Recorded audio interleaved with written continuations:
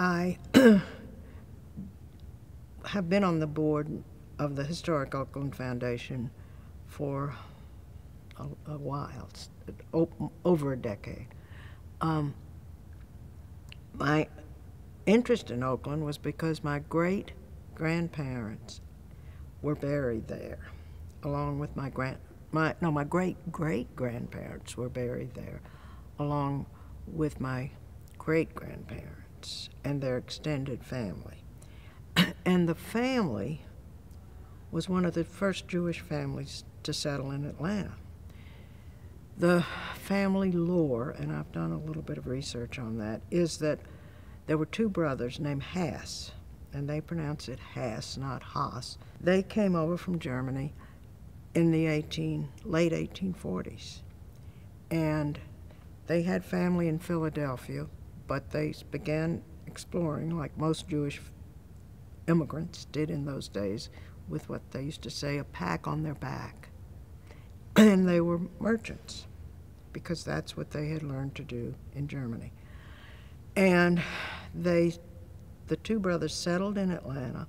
One went back to Philadelphia, and my ancestor, who is buried at Oakland, stayed here. The other brother's family, much of that is buried at Oakland, though, because members came back, and one of his children was supposedly the first child born in Atlanta when it became Atlanta.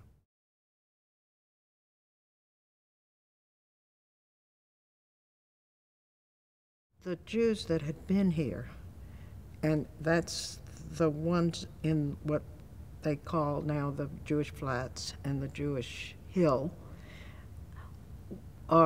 were used to spacious Victorian-type burials, which I imagine they may have had in Germany, but it was definitely the fashion of the later period. So the 1880s, when most of them were buried, 70s.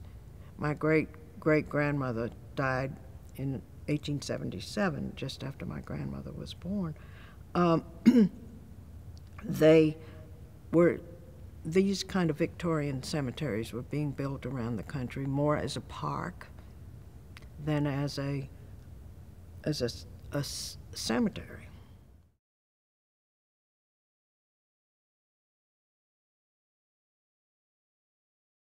I can only speak for myself and my family. It was being as inconspicuously Jewish as possible. I, more than anything else, wanted to be just like all the other people in school. And I think this is true of everyone. My family, my grandmother was very religious. She came here to the temple every Saturday. My parents were not, and that often happens in families. So, although I was confirmed here, my picture's on the wall back there when I was 15. We did not have bar or bat mitzvahs.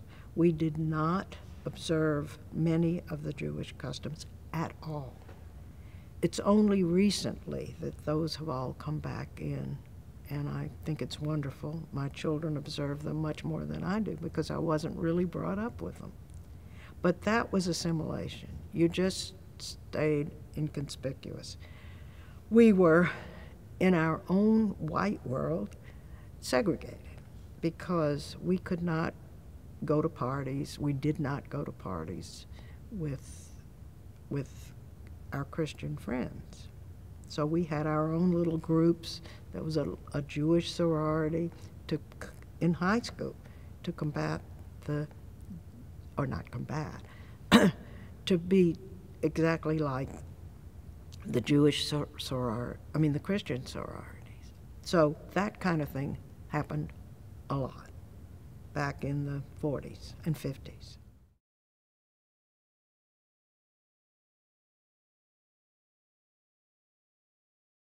Well, the first congregation was, and I think it was Pulliam Street. They always talked about Pulliam Street, Pryor Street. My grandmother lived with us, so that's how I knew that history. And when I got a map of Atlanta, I realized they could walk the 2 or 3 blocks to where the first Hebrew Benevolent Congregation, the first temple was. They built a second one near there, I think on Washington Street. And then they moved here in 1930, I believe 30 or 31. The connection with Atlanta was that there was a rabbi of the congregation from the mid-1890s till the 1950s, Rabbi Marks, who was so assimilated and wanted his congregation to be so assimilated that he made this temple look more like a church with built-in pews. The Orthodox, they had completely broken away from the Orthodox by then. I think when the first people buried at Oakland came over, they were simply just Jews. You know, all of them were observing the same thing. They kept kosher. My grandmother said her family kept kosher. They observed all the traditions in their own way. That was part of their ethnic background in Germany. But when it became American, they did the same thing. So they made Oakland look like American cemeteries. They made this temple look like churches. Still, never denying that they were Jewish.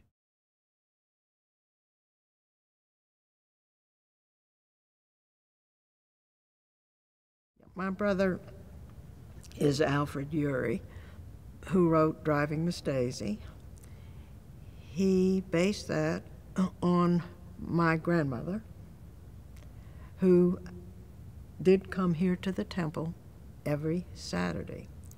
When she was in her 70s, her name was Lena Guthman, and of course she will be remembered as Miss Daisy. There's hardly ever going to be a difference. But when she was in her 70s, she was at her sister's house on Oakdale Road, and she had a new car, a new Pontiac, and she didn't know how to drive it.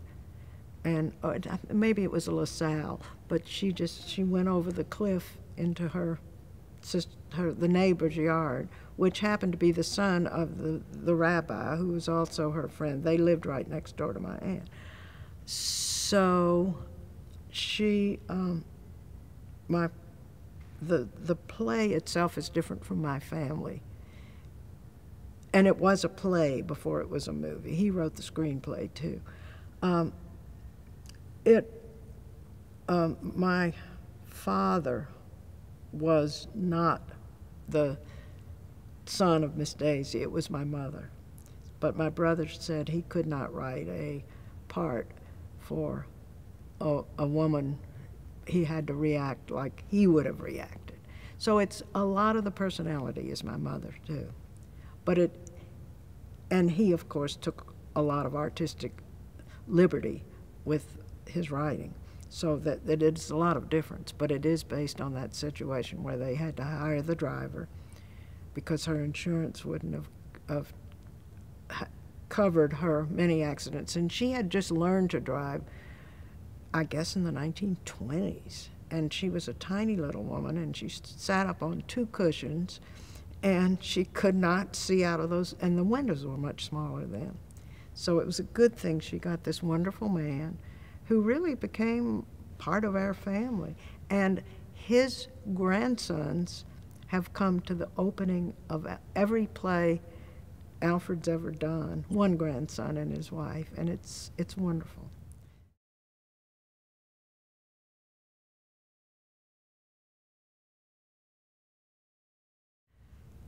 In 1962, a group of people returning from a trip to Europe, organized by the Atlanta Art Association, now the High Museum. They were coming back from the trip in Paris at the Orly airport, and the plane crashed on takeoff. Everyone aboard was killed except two Air France stewardesses or flight attendants who escaped. They were sitting in the tail of the plane and they got out. Everyone else, the bodies were, the plane burst into flame, and the 120 people aboard and 8 of the flight attendants, including the pilot, co-pilot, and so forth, were killed. So it was a major traumatic event in Atlanta because some of the most prominent people in the city were aboard the plane. And everybody either lost friends, we lost friends, not relatives, but they either lost friends or relatives, because Atlanta was still a small city in 1962. People don't realize the difference. We were not quite 1 million people. The real reason I wrote The Explosion at Orly is because I felt it had to be remembered in Atlanta. We lost close friends of my parents, a family. There were 3 people on the flight, a parents and a daughter who had just graduated from college. And I think as a city, they mourned at the time, but they had not remembered. And even though that wall and that statue were at the Woodruff Center, I do think the city did not remember why those things were there. And most people, except maybe the officials of the Woodruff Center and the people who lost people or who were old enough to have friends and relatives on the flight, the younger people in this city didn't know anything about it. So I felt I could make my contribution by writing a book about it, and of course got very involved with some of those families, and it was very rewarding for that reason.